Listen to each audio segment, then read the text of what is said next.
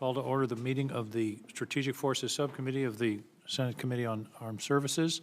Our hearing today is on the subject of the Space Force. I want to thank General Salzman for being with us today before this committee. And the purpose of the hearing is to understand your vision and priorities for the Space Force as its second Chief of Space Operations. While the budget for the Department of Defense and the Space Force has just been released, we plan to have a space budget hearing, which includes the Space Force, later in May, after we've had time to understand in detail the President's budget request. There are many complicated topics, such as missile warning and launch, that will take time to understand and are not really ripe for this hearing today, but we will take up in May. Instead, the hearing will focus on you, General Saltzman. This is your opportunity to explain to the subcommittee and to the public how you will train and equip the Space Force as a Department of Defense separate military service and be a presenter of forces to the combatant commanders in order to accomplish their missions as assigned by the President. My understanding is that today you will explain to us your 3 lines of effort for our Space Force Guardians. As I understand it, they are to first field a combat-ready force, second, amplify the Guardian spirit, and third, partner with the interagency, allies, and industry to win. I look forward to having you explain in detail what each of these lines of effort are and give us examples, and simple ones that we can take with us and explain to our constituents and the public the importance of the work that you're doing. Let me conclude that General Hyten said it best: there is no such thing as a conflict in space by itself. Any conflict will involve all domains, although I believe it will start in space, the land, the sea, the air, and space, all together at once. I hope that today you will explain to us how your vision for the Space Force will meet General Hyten's astute observation and enable our combatant commanders to accomplish the mission that the President has directed them to perform if called upon. After your opening statement, we will have questions at 5 minutes each. Senator Fisher. Thank you, Mr. Chairman. General Salzman, thank you for being here today and for sharing your perspective with this subcommittee. And thank you, sir, for your many, many years of service. You are only the second ever Chief of Space Operations in a unique position to leave your mark on what is still essentially a brand new military service. An opportunity like this comes around less than once in a generation, and I'm sure you feel the gravity and the expectation of this every single day. I look forward to hearing more of your vision for this newest service branch, specifically how you are forming it into a fighting force that is ready to prosecute war as part of the United States military. I would also like to understand how you are shaping the space acquisition enterprise to that vision, enabling the joint force. Thank you, Mr. Chairman. General Salzman. Chairman King, Ranking Member Fisher, distinguished member of the subcommittee, thank you for your continued support and for the opportunity to discuss my vision and priorities for the United States Space Force. I've been in listening mode since becoming the second Chief of Space Operations just 4 months ago. One of my first phone calls as the CSO was to the commander of U.S. European Command, General Cavoli. My first trip as the CSO was to Colorado Springs to meet in person with the commander of U.S. Space Command, General Dickinson. My first overseas trip was to Hawaii, where I met with the commander of U.S. Indo-Pacific Command, Admiral Aquilino. And during these last 4 months, I have also prioritized visiting with Guardians performing vital missions around the world for the Space Force, for the Joint Force, and for the nation. In December, I met in person with military space chiefs from Australia, Canada, France, Germany, New Zealand, and the United Kingdom. In all these engagements, my goal was to better understand how the Space Force should focus its near and midterm efforts as we integrate our capabilities to address the threats and challenges. The themes from these engagements should surprise no one. Each combatant commander emphasized the vital role space plays in strategic competition and integrated deterrence. The Guardians of the Space Force make this possible and are without a doubt the brightest and boldest America has to offer. Because of these advantages and our shared interest in the domain, U.S. allies and international partners are eager for expanded collaboration with the Space Force. especially in areas that strengthen the effectiveness of coalition space operations and reinforce norms of responsible behavior. In short, our mission forces, people, and partnerships make the Space Force the most formidable space organization on the planet. China and Russia know this and are accelerating their efforts to undermine U.S. advantages in the domain. To meet this challenge, the Space Force will prioritize 3 lines of effort. As Senator King's already stated, fielding combat-ready forces, amplifying the Guardian spirit, and partnering to win. These lines of efforts are designed to deliver the forces, personnel, and partnerships required for the Space Force to preserve U.S. advantages in space. And before I expand on the Space Force lines of effort, I'd like to update the subcommittee on the emerging threats Space Forces face. As the handout I've provided indicates, space is undeniably a contested and congested warfighting domain. When describing space threats, it's important to account for 2 kinds of threats. First, threats from space assets, and second, threats to space assets. Threats from space present a growing danger to the joint force. Both China and Russia have robust space-based capabilities that allow them to find, target, and attack U.S. military forces on land, at sea, and in the air. Equally alarming are the threats that endanger the satellites the nation relies on for prosperity and security. Both China and Russia continue to develop, field, and deploy a range of weapons aimed at U.S. space capabilities. The spectrum of threats to U.S. space capabilities includes cyber warfare activities, electronic attack platforms, directed energy lasers designed to blind or damage satellite sensors, ground-to-orbit missiles to destroy satellites, and space-to-space orbital engagement systems that can attack U.S. satellites in space. The contested space domain shapes the enduring purpose of the United States Space Force. Congress established the Space Force to protect U.S. interests in space. This means protecting U.S. space capabilities and defending the joint force and the nation from space-enabled attack. My lines of effort are designed to achieve this vision by providing the forces, personnel, and partnerships required for the Space Force to preserve U.S. space superiority for the foreseeable future. My first priority is to build resilient, ready, combat-credible space forces. To do this, we are accelerating the pivot towards resilient satellite constellations, ground stations, networks, and data links. The Space Development Agency's proliferated warfighter space architecture provides a prime example of these efforts. We are also emphasizing cybersecurity and preparing Guardians to detect and defeat cyber attacks against our networks, systems, ground stations, data links, and satellites. We are developing an operational test and training infrastructure that will be the backbone of Space Force readiness as Guardians prepare for a high-intensity fight. This infrastructure will allow Guardians to execute realistic training against simulated adversaries to validate their tactics. Space Training and Readiness Command executed one such exercise last September with its inaugural Black Skies exercise focused on space electromagnetic warfare. Through these events, we are continuously enhancing tactics and operational concepts, thereby creating a force ready for emerging threats. My second priority is to amplify the Guardian spirit by embracing a modern talent management process that recruits the best talent, develops and retains an elite workforce, and empowers Guardians to succeed. One example is our Constructive Service Credit Program that allows experienced professionals from key fields to directly commission into the Space Force at ranks appropriate to their civilian experience. The first Constructive Credit Board served as a pilot program in 2022 and recruited 7 cyber professionals to become Guardians, one of which was onboarded as a lieutenant colonel. The second board will incorporate intelligence professionals and assess 20 additional personnel.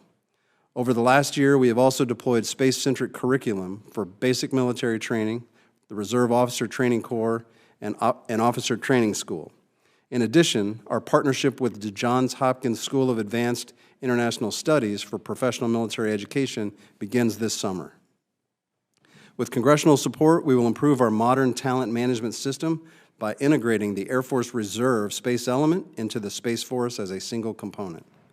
This will allow Guardians to transition between full-time and part-time duty to pursue opportunities outside of full-time military service and subsequently return to full-time duty without barriers to reentry or detriment to their career.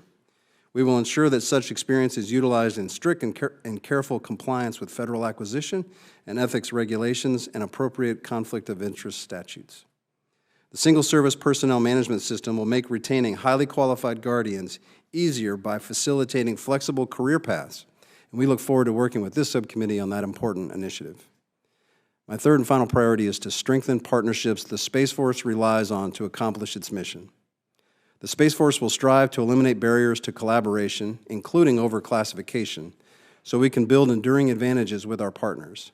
To date, personnel from over 50 countries have participated in training, education, and exercise events hosted by the Space Force. We are also leveraging allies and partners to expand our warfighting capability. Recent examples include deploying U.S. payloads on Norwegian and Japanese satellites and establishing a partnership with Luxembourg for satellite communication services. In total, we have more than 200 foreign military sales cases with over 60 countries for a broad spectrum of space capabilities. Commercial partners will be key as we pursue emerging technologies like advanced power, propulsion technologies, artificial intelligence and machine learning, and in-space servicing, assembly, and manufacturing. Space Systems Command's Commercial Services Office is building these partnerships to improve our ability to leverage more commercial off-the-shelf capabilities. In conclusion, thank you for the opportunity to share these priorities with you today. The Space Force is the preeminent military space organization in the world. Our adversaries seek to surpass the United States and challenge our advantage. We cannot and will not allow this to happen. Our Guardians will outwork, out-innovate, and outcompete our adversaries to ensure that we succeed. They will do everything they can to deter conflict and maintain stability in space. I very much look forward to your questions. Thank you. Thank you very much, General. I want to jump on the comments you made about recruiting and particularly bringing people in mid-career and having more flexibility about leaving and coming back. That's a creative idea. Flesh that out a bit for me. It strikes me that that's really going to be necessary in today's environment, particularly in the technology field. Yes, sir. We currently don't have the ability because our reserves and the Guard are in the Air Force. They're in the Air Force Reserves and the Air National Guard. So we don't have an option to, if you leave full-time active service from the Space Force, we lose your expertise. And so we're looking for anything that can allow us to retain those people who might have priorities that shift but are still willing to contribute to the service. Do we need a Space National Guard? So I need the capabilities that are currently in the Air National Guard. I can assure you of that. I think there's a couple of different ways to do it. We assessed 3 different options. We could leave things as they are, which I think is the worst solution because, as General Brown points out, as the Chief of the Air Force, he doesn't have organized, train, and equip responsibilities for space missions, yet he has those space capabilities in the Air National Guard. So it creates a little bit of a conundrum when I'm trying to figure out how to train forces that are aligned under the Air National Guard. So I think the status quo is the most untenable position, but there are other options, and we're going through a series of cost estimates to figure out what a preferred option might be. Is one of them simply to sort of partner with the Air National Guard and have different units have different functions? Is that one of the possibilities, rather than set up an entirely new Space National Guard structure? Well, we are currently partnered with the current status. So we are currently partnered to make sure we can rely on the capabilities that are in the Air National Guard. It just creates a long-term sustainment problem with the difference in organized, train, and equip responsibilities between the Air Force and the Space Force. Let me back up a minute again on recruiting. How are you doing on recruiting, both in terms of quality and quantity? Some of our other services are having real problems with recruiting in this economy. How's Space Force doing? Yeah, I'm almost embarrassed in front of my peers to say it, but we're doing very well. Mostly associated with the fact that we have much smaller numbers to recruit, and we have the ability to handpick those that decide they want to join the Space Force. So right now, we're doing okay. The problem is going to be sustainment over time in the quality of the applicants that we can pull in, and then retaining them for long enough to really benefit from their experience. Turning to, you mentioned several times in your testimony, commercial assets, commercial space assets. We know that Russia is trying to jam or otherwise damage the Starlink network, which is assisting in Ukraine. Is that precedent making it more difficult to partner with commercial satellite users. One of the strategies is proliferation and using commercial satellites. Is that, what's been the reaction to what's been going on with Starlink in Ukraine? So commercial augmentation is important to the Space Force for the reasons you mentioned: resiliency, diversification of our portfolio across a broader number of participants, if you will. The Commercial Augmentation Space Reserve, we're trying to establish what is kind of like a craft, like if you know the Civilian Reserve Air Fleet that uses commercial capabilities. We're trying to, or we're exploring options to use something along those lines. I think the key with commercial industry is to make sure that the expectations are managed up front. So we're going through a series of plans, we're going through a series of industry days, if you will, to clarify what are the policy, what are the contractual, what are the legal responsibilities and hurdles that we have to clear in order to establish this so that the expectations are clear across all spectrums of conflict, crisis, et cetera. So this is an evolving kind of capability. It is, but I will tell you that we had significant interest. We hosted an industry day along these lines, and there were 84 participants from commercial industry. So there is interest in doing this. Now, in my 45 seconds that's left, I'm going to ask you a question that I get asked at home. What's the difference between Space Force and Space Command? I get asked that at home too sometimes, so I appreciate it.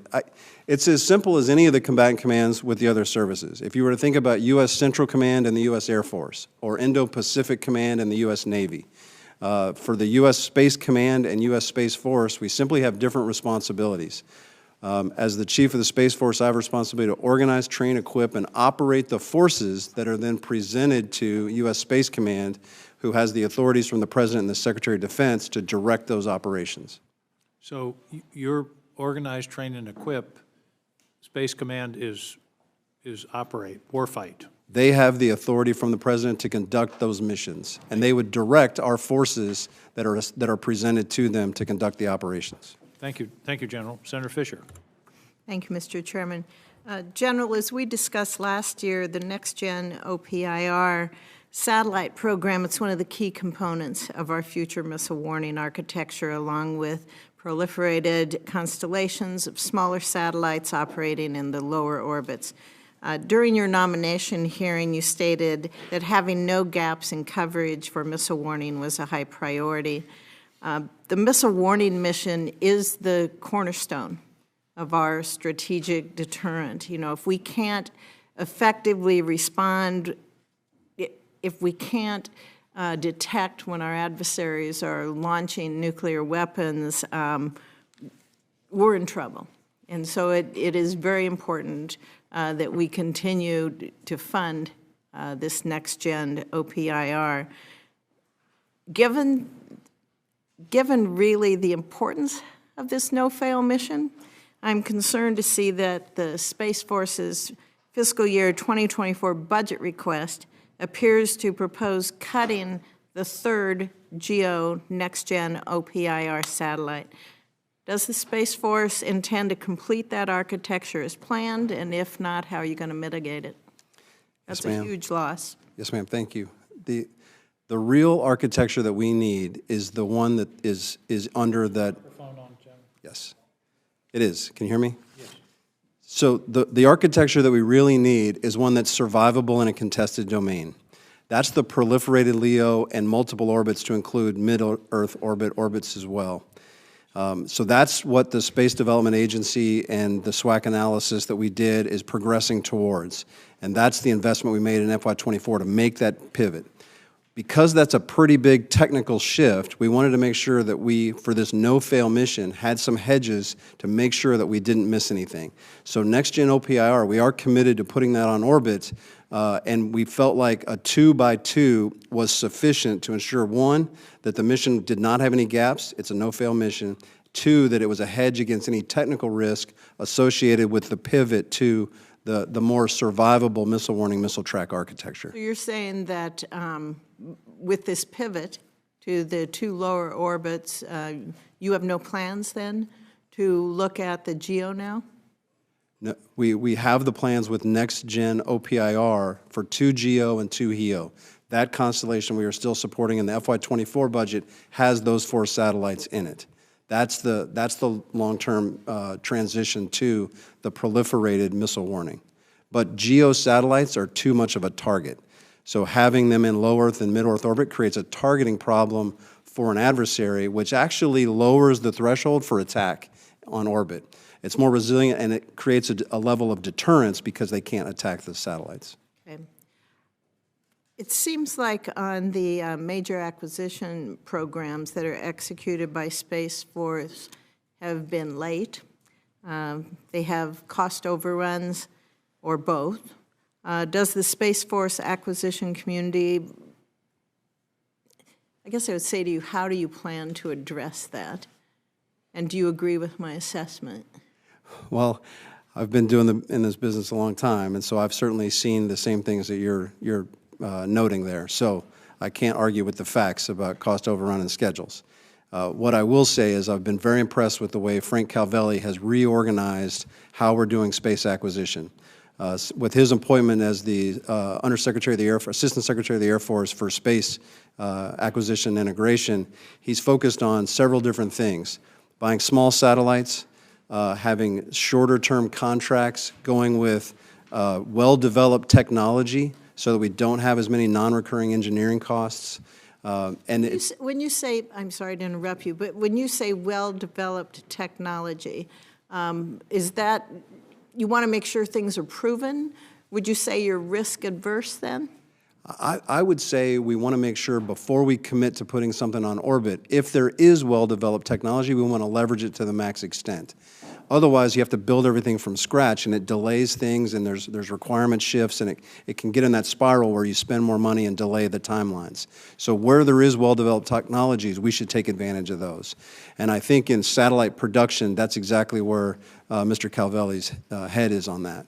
And so while, again, I can't speak to all the programs that have existed since we've been putting satellites on orbit, I can certainly tell you that the acquisition community has shifted to a different mindset for how it acquires systems. And I think the Space Development Agency's acquisition strategy for the missile warning, missile tracking, and space data transport layer is an example where it's going in about 4 years from order to orbit, which is substantially better than we've seen in other programs. Thank you. Now I'd like to call on our only subcommittee member who's been in space, Senator Kelly. Thank you, Mr. Chairman.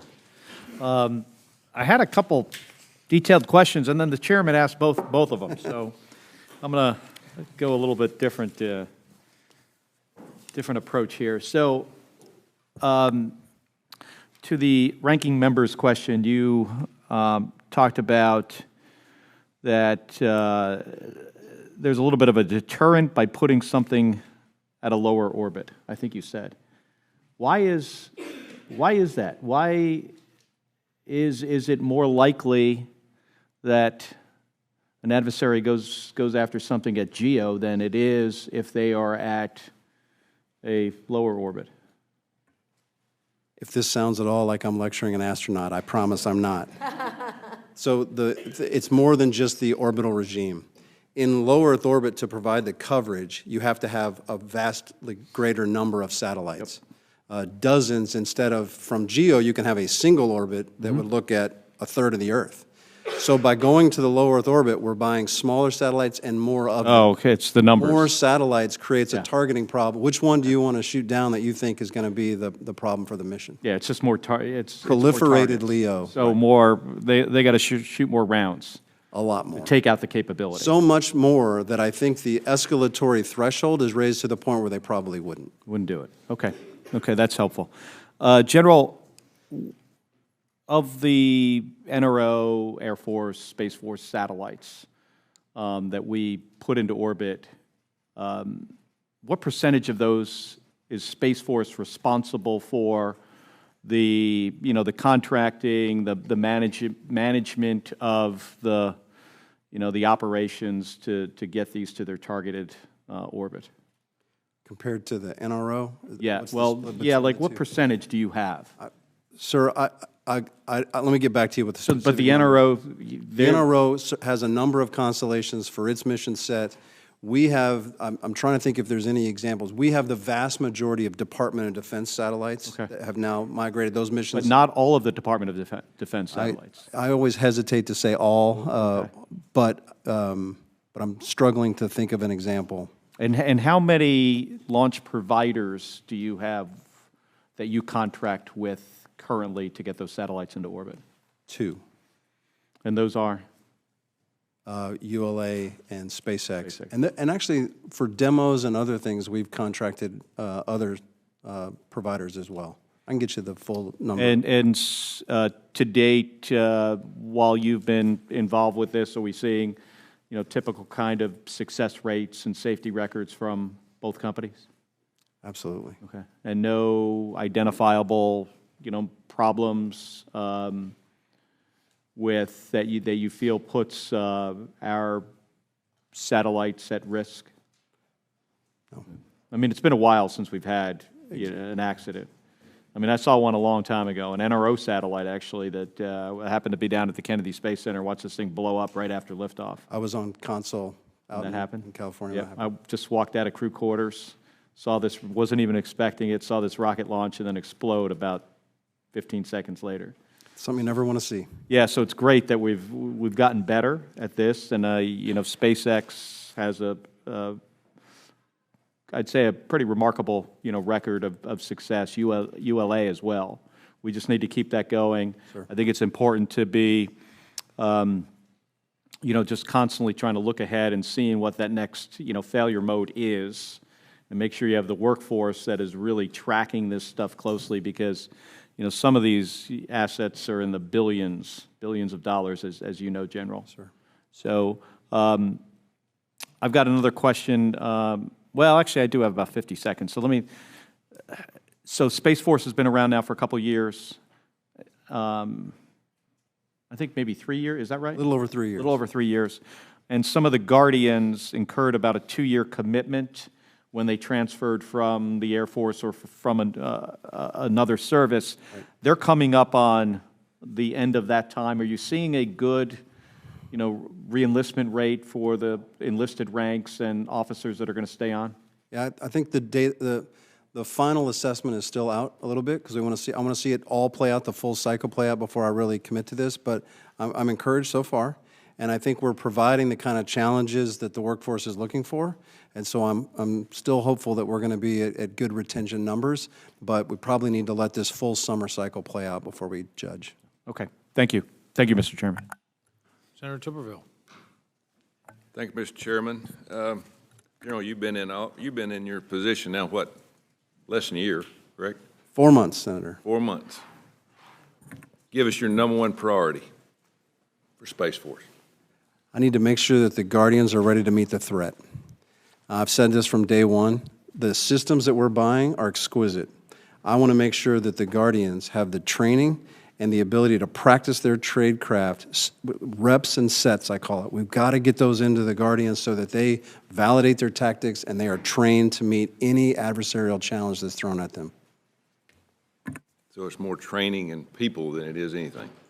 There's a lot of challenges. That's what I'm focused on right now, because I think it was the biggest gap from converting. I like to use the example that we're trying to turn a merchant marine into the U.S. Navy. Yeah. Right? We have to convert this Space Force that we had for a benign environment into one that's contesting the domain. Is this a slow process? Sometimes it's slower than I'd like, but I like our progress. So I need to buy them the simulators, the virtual ranges. That takes a little bit of time, but we're already building a new force generation model so that we've established the time to do the training, we've established the new training requirements, and now we just have to get after it.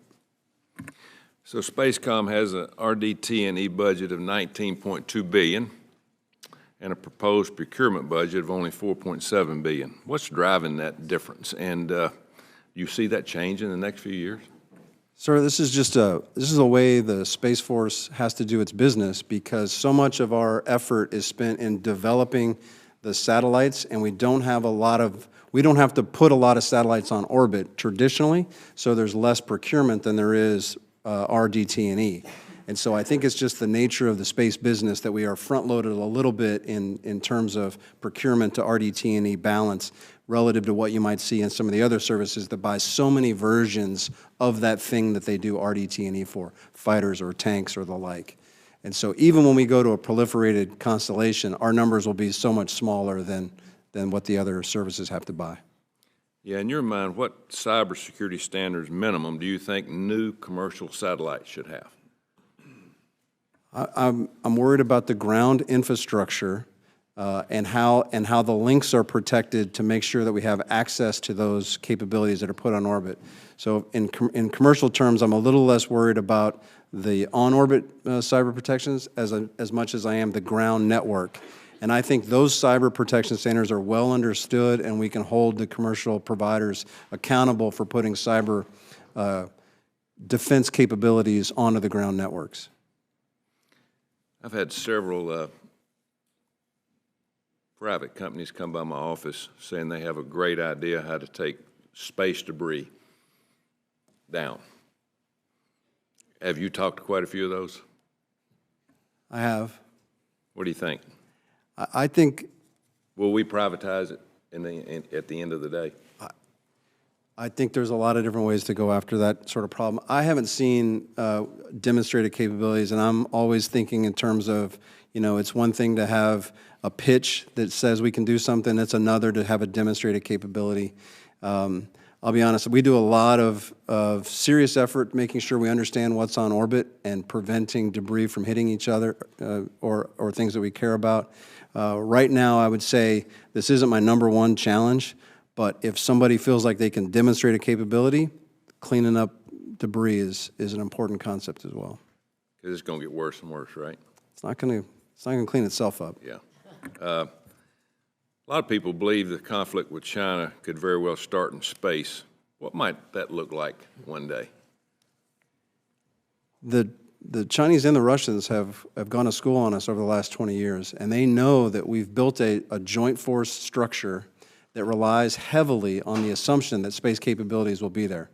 Whether it's our precision navigation and timing, whether it's satellite communications, the missile warning that we rely on, and the intelligence, surveillance, and reconnaissance persistence that we have with space capabilities, they know we rely on that. And so if they can blind us, if they can interfere with those capabilities, or God forbid, destroy them completely, they know that that will diminish our advantages and put the joint force at risk. So I can see interfering with, I can see blinding, I can see some of those gray area kinds of attacks on our capabilities to try to put us behind the 8 ball. That balloon wasn't in your purview, was it? No, sir. 60,000 feet? Well, they call it near space, but I like to call it far air.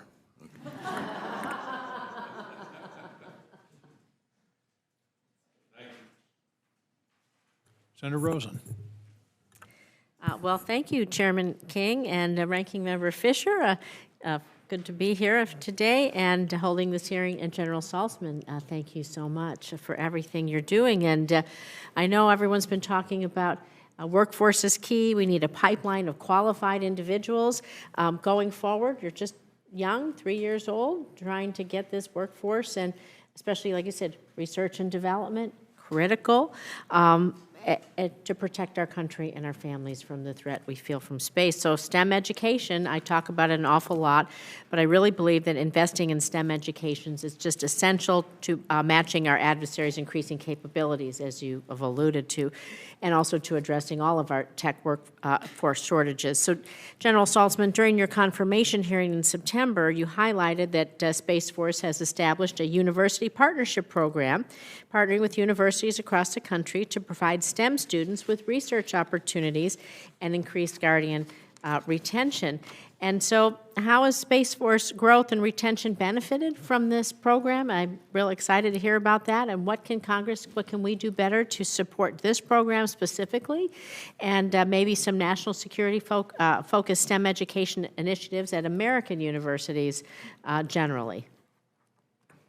Thank you for that, because any opportunity I get to talk about how great our Guardians are, I'll take full advantage of it.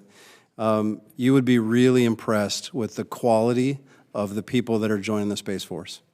The average age of our enlisted members is 22. That's a relatively high number, considering the other services. We have an educated workforce, very educated. We have the luxury of handpicking the best and brightest of a large applicant pool that wants to join the Space Force. And so we're really benefiting, one, from the fact that we are kind of small and we can take the cream of the crop, if you will. We're looking for diversity. We're looking for high-quality STEM education and going to the areas that maybe you don't have a chance to get to in some of the other services.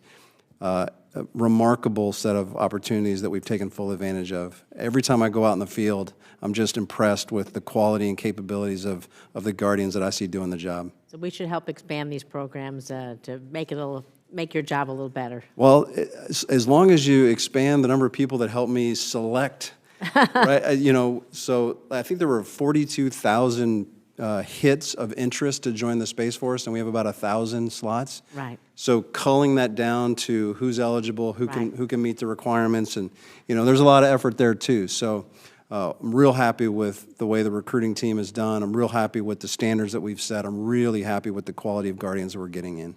That's great because, as Senator Tuberville talked about, cyber attacks in space. It's a warfighting domain, and cyber is really probably more effective there, or as effective there as it would be anywhere else. And last week, we discussed with General Dickinson during Space Command's posture hearing that both Russia and China are rapidly investing in, developing and fielding these technologies that will provide timely and that will threaten us. And so we need to be sure that we're stopping that. So these sophisticated cyber attacks are going to include the threat of stealing data, jamming satellite signals, hacking satellites, disrupting internet services. I know the proliferation concept is really good because there's just so many. It makes it not worth their while. So that resilient space architecture, particularly in low Earth orbit, as you've alluded to, really important. And so what other kinds of things besides what you mentioned to Senator Kelly and Senator Tuberville, how are you keeping our most advanced space assets safe from cyber attack by Russia, China, and others, and increasing their resiliency? I like to talk about two particular areas that we're doing. First is I want to avoid operational surprise. That's a tenet in my maybe theory of success, if you will, for the Space Force's primary missions. And by avoiding operational surprise, what I mean is, do we have all the sensors in all the right places to see what's going on? And that's cyber and space. Do we recognize hostile activities, aggressive activities, irresponsible activities the minute they occur? Can we attribute them to the bad actors? That's the kind of avoidance of operational surprise that I'm talking about. And then secondly, we have to establish norms of responsible behavior. What are the norms of behavior that are acceptable? And developing a coalition of like-minded space nations that supports those norms of behavior is a powerful motivator to do the right things and call out irresponsible behavior. All of that, I think, protects our capabilities as well. Well, that's great. I know my time's up, but my next question was on international partnerships and how this potentiates that. We'll take it off the record, this hunt forward operations to avoid operational surprise with our allies and partners around the globe. We will submit that for the record, but you were leading me right there. So thank you very much. I yield back. General, there's one member of this subcommittee who probably had more to do with the founding of the Space Force, early and vocal supporter, and that's Senator Kramer. Senator Kramer. Thank you, Mr. Chairman, Ranking Member, and General, good to see you again. I don't think you were lecturing Senator Kelly at all. He asked you the easiest question he could, and you answered it brilliantly. And I think the issue of redundancy as a tool, it sort of answers Senator Rosen's question in terms of how you secure them, as well as how well they work as a kill web, if you will, versus a kill chain. So I didn't think you were. I thought it was brilliant. I also think you're too humble. You brag about the Guardians, but let's face it, you seem to be the employer of choice. in the service. You have that luxury, and it's because I think of the mission. I think because it's an important mission that particularly younger people realize, and they're attracted to it, and it gets to stretch them. And so my hope, Jackie, is that the Space Force is so cool it just automatically creates more STEM students because they all want to be part of the next big thing. I want to get into some issue. Senator Fisher asked you about the gap issue with regard to eyes in the sky and whatnot. And we did see a little bit of a gap in defense when we learned that our radars couldn't see everything. They could only see what they were tuned to see. And so in terms of like Parks radar as an example, and we see some money coming for that, I would presume that means it'll be upgraded, it'll be modernized. As you know, it's a high priority for me, since we have one that you're the landlord of up in North Dakota. Maybe speak a little bit to the role of the Parks radar and modernization, and how that will help you and the Joint Force in terms of particularly early warning. Well, it's a two-part answer because, I don't want to be too distracted by the balloon issue, because that's not where those radars are looking. It's you could easily build radars that would look in that area, but that's not our mission. The mission that's being done in North Dakota and the other ground-based radars is twofold. It's missile warning and it's space surveillance primarily, and those radars are really good at those jobs. So the real challenge is, how do I go to a rapid assessment and decision quality information of the data that those radars are pulling in? And so that's my responsibility, is to figure out how to take all that massive amount of data in and quickly turn it into decision-making information. So we've got some work to do there, but it's more associated with the latency of the data than I can tell you where something was, but I can't tell you where it is precisely at that moment, and we're getting better and better at that. With regard to some of the issues that we've already talked about, the partnerships that you started out talking about, Senator Rosen asked about, academic partnerships, alliances, obviously commercial partnerships. One of the things when we stood up the Space Force, and we had this discussion many times, and your predecessor certainly grabbed onto it, and that is making sure it's lean, agile, fast. How many times do we hear General Raymond say, lean, agile, fast? Do you feel like you're still lean, agile, and fast? Does the budget help you be more lean, agile, and fast? And I don't mean cheap. I mean lean, agile, and fast. Those relationships that are so important. How valuable is that and difficult is that balance to make sure you maintain those characteristics? Well, there's no question we're still lean, and there's no question we're going as fast as we can. That's a tough standard for me to say we're fast. I'm always looking to go faster. I'm always looking to be more agile. And so I'm going to be probably our toughest critic going forward, trying to ensure that we stay as fast as possible. Being small does offer some advantages. We can move rapidly through a smaller bureaucracy than maybe some of the other organizations can. But it also comes with, that means there's fewer eyes on ideas. That means there's fewer opportunities to catch mistakes. That means there's fewer opportunities. And so we've got to have good, solid processes. We have to have good, innovative technology that supports us.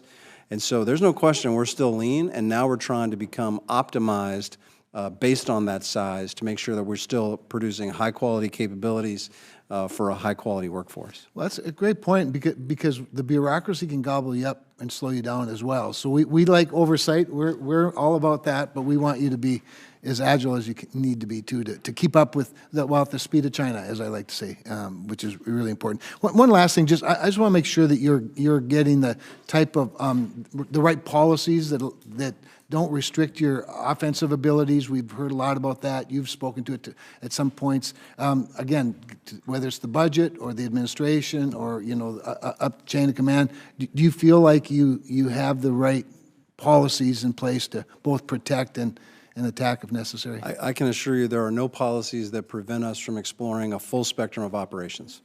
It's just about doing the work, establishing the what I would call understanding of what the capabilities can and can't do, and then we test and we learn from our experiences. Thank you. Well done. Thank you. Thank you, Senator Kramer. Your lean, agile, fast reminds me of my high school football coach who said he wanted us to be mobile, agile, and hostile.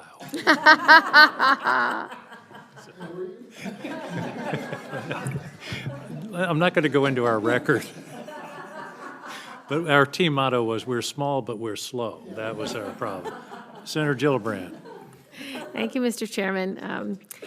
Your budget request this year includes a goal of increasing the number of Space Force launches. As you look to maintain and modernize launch ranges and facilities in support of our space launch needs, can you speak to how the ability to leverage commercial funding sources to grow space transportation infrastructure and service capacity would impact the Space Force's space launch efforts? Yes, ma'am, thank you. As we've talked before, we've grown our capacity on our national launch ranges, national space launch ranges, from what I remember to be 10, 12 launches to we're going to getting close to 100 launches a year now. And most of that is commercial launches.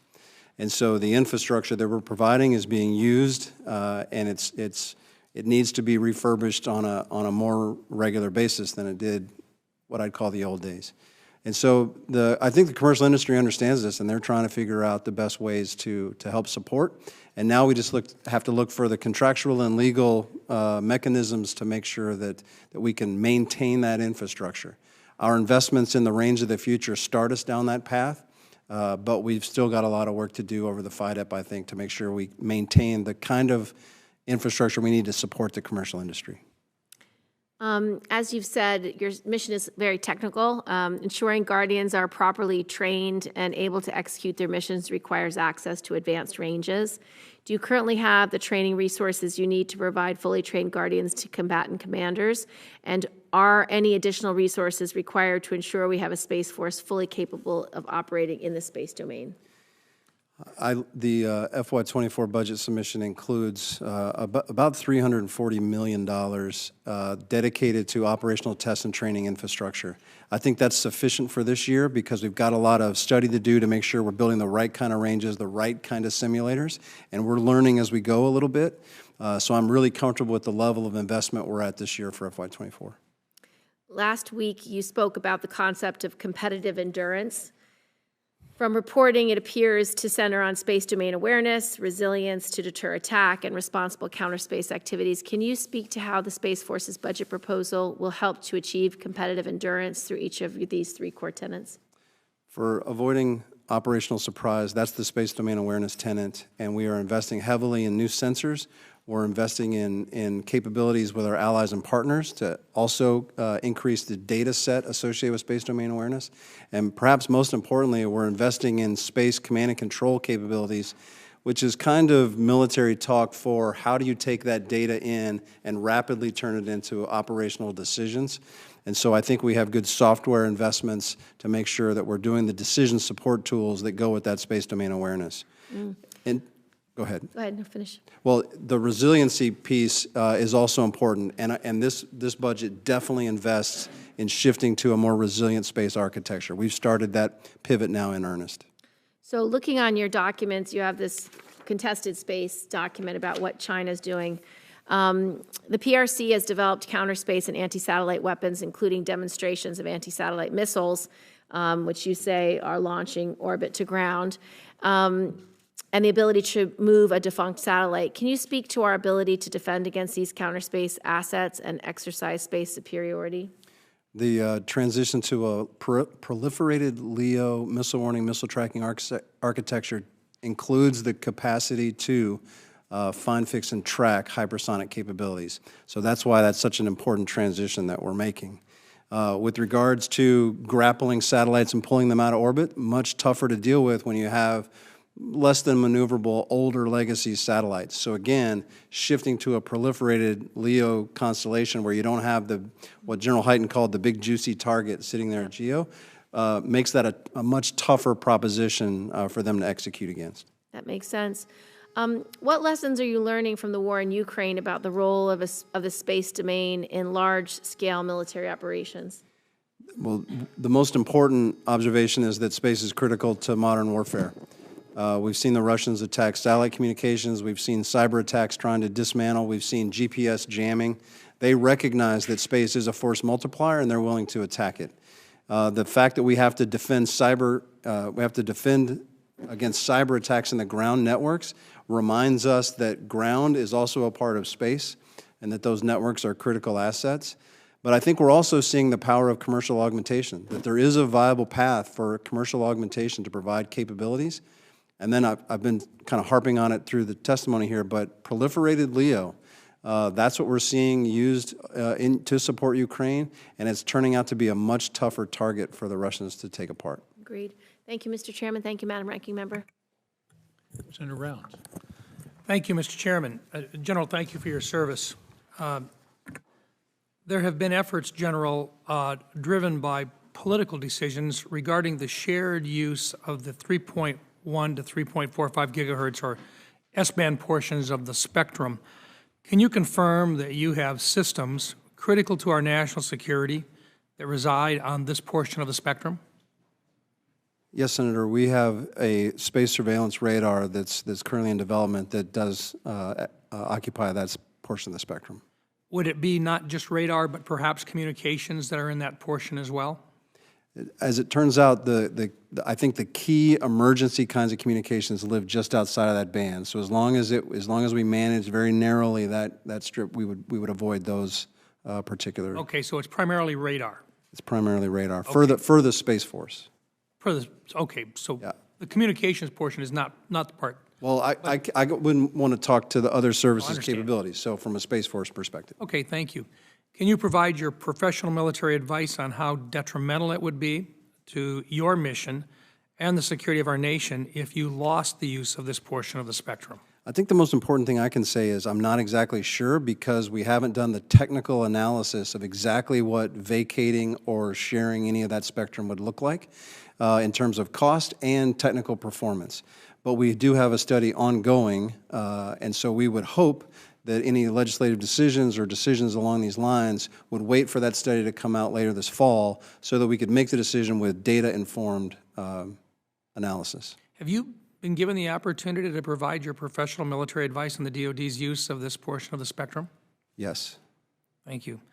I presume you've expressed your concern with regard to the sale prior to this September study being completed. I have described my concern as not knowing exactly what the impacts will be until I receive that study. Thank you. I'd also like to go on record saying that I'm concerned about the DoD's approach to providing space-based ground-moving target indication capabilities, the GBMTI, to warfighters following the divestment of the JSTARS platform.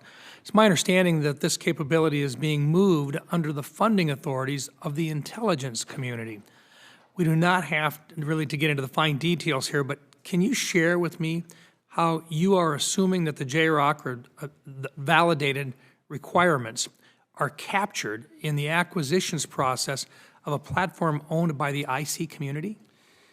Because of the way the funding has been moved, we are focusing on two areas where we think we can provide some detailed level of collaboration. The first is in Milestone Decision Authority, which still, there are some decisions which reside at the OSD level and could be delegated to Secretary Colvelli. We're looking into what those options are, what the possibilities might be. That's for program management acquisition purposes. The other side is the operational concepts. This is still a DoD mission, the Space Force mission, to do this for the Joint Force. And so we have the responsibility to provide the operational concept for how this would work, and we will have to work closely with the program managers and sensor developers to make that happen. Yeah, with JSTARS, the tactical capabilities to track these moving targets was available to our soldiers on the ground.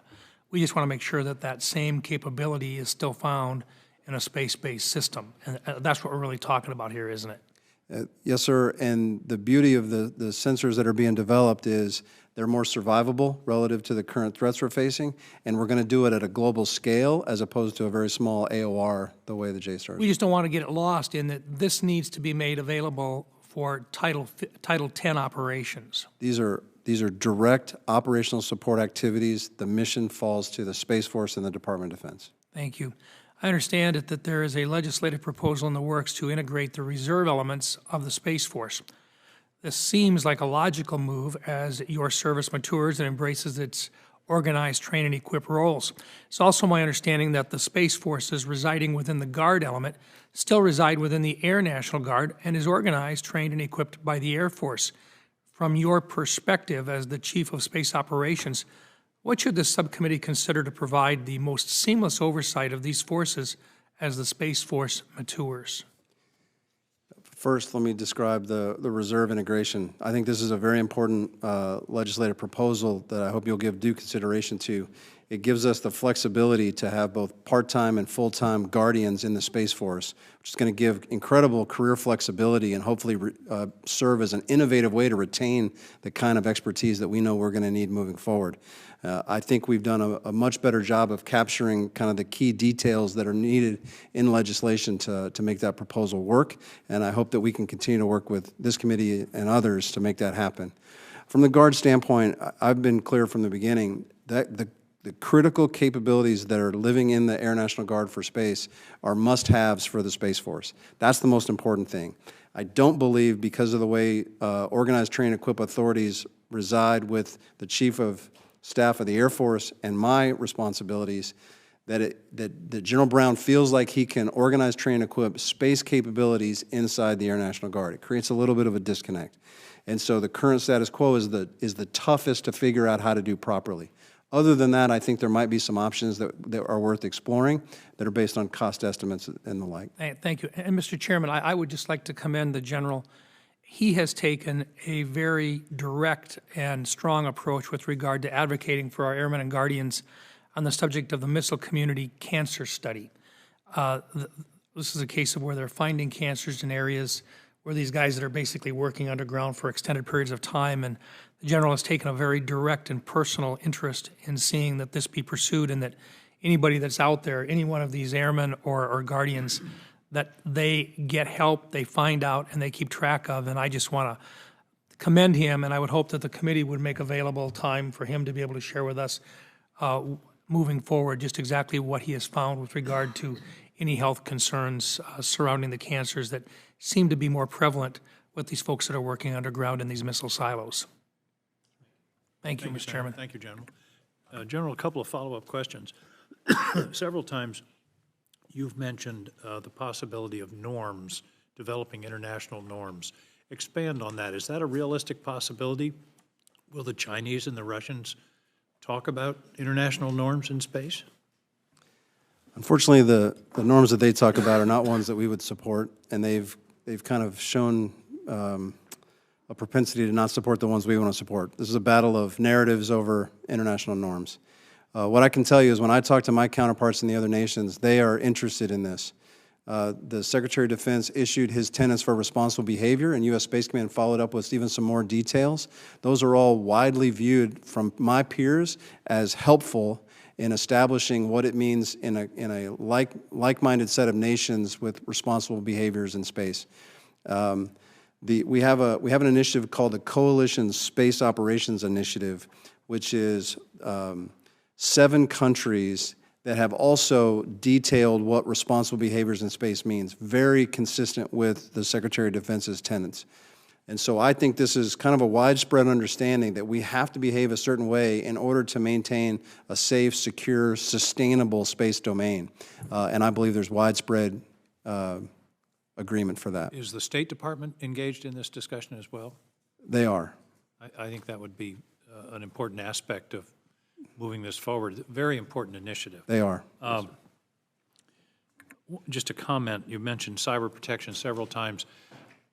It seems to be the experience that most major cyber attacks start with a sub, not the general contractor, but some small company, smaller firm that's working for a general contractor, and then they get into the system.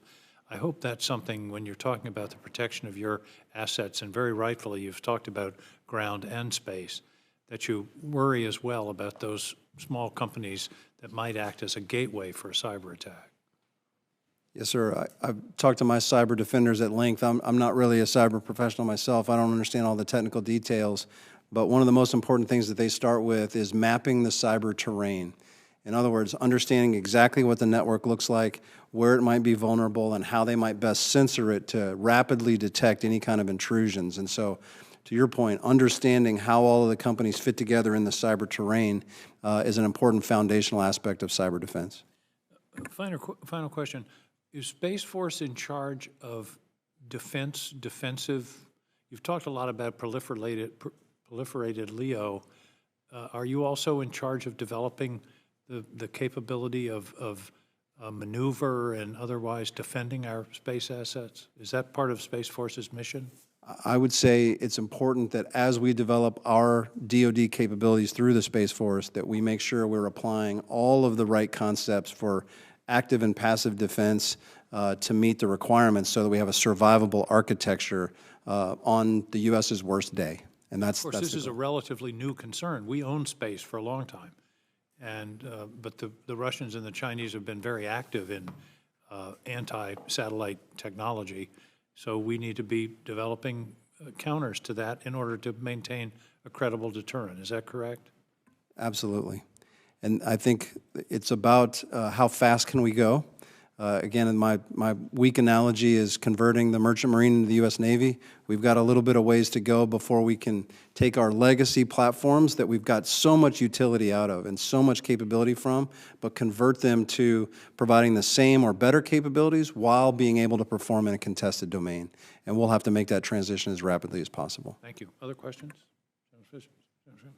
Thank you very much, General. This has been a very illuminating hearing. I appreciate your forthright responsive to our question and your leadership and your long career of service to the United States. Thank you. Thank you, sir. Hearing is adjourned.